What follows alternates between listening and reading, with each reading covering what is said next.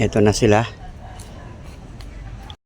So tara guys, update tayo sa sukat ng ating MCB box. So mag-recap tayo, no? Dahil maraming nadagdag. Okay, magsimula tayo sa itaas. Mula rito sa dulo hanggang dun sa kabilang dulo ay 22 inches. 22 inches by 29 inches.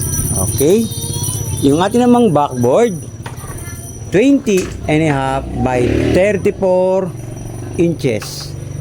Yung ating siding, mula rito, papunta doon sa likod ay 29 inches. At yung kanya namang taas, dito sa loob, papunta rito sa ibaba ay 34 and a half. Ngayon guys, mula sa itaas hanggang sa ibaba, ang total niya ay 36 inches. Dahil yung ating loob, itong ating siding at backboard ay 34 and a half.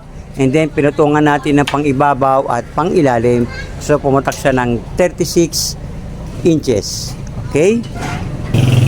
Okay guys, ano, ito namang brace natin sa ilalim.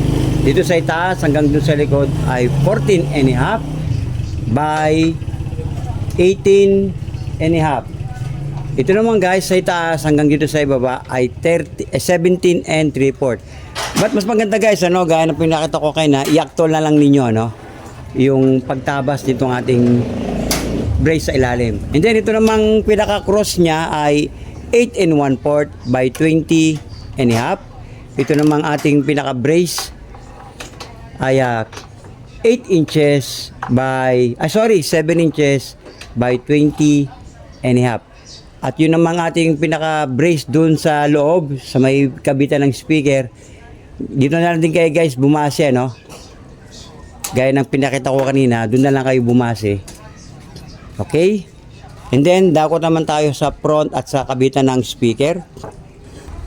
Okay guys, ito ang ating pamintuan. Mula dito hanggang dito sa kabila ay 20 and a half. At mula sa itaas hanggang dito sa ibaba ay 17 and a half. Ito naman guys, kabitan ng ating speaker. Ano, ito sa loob.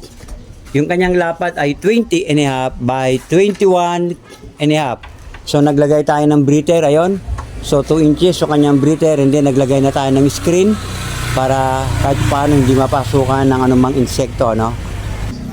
At ito naman guys, yung clearance ng ating pamintuan, 1 and 1/4. And then yung kanya naman brace sa labas, ito na, no, yung pinakahamba, 1 and 1/4 din yan, pero ang total niya ay 2 and 1/4, ano? Ito rin naman sa baba, itong sa baba, pagitan naman nito ay 1 and a half. And then yung pagitan naman niya, itong pinakahamba ay 1 and 1/4. So paikot sila guys, ano? Paikot. Okay? Assemble ko na guys, kakabitan natin yung kanyang siding. Okay guys, ano? Ilalagay natin yung kanyang siding. So ito, no?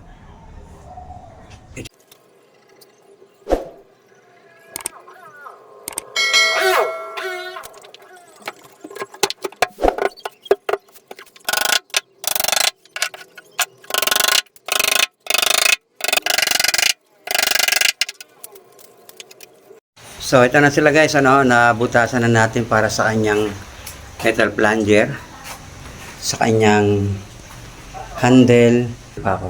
Okay guys?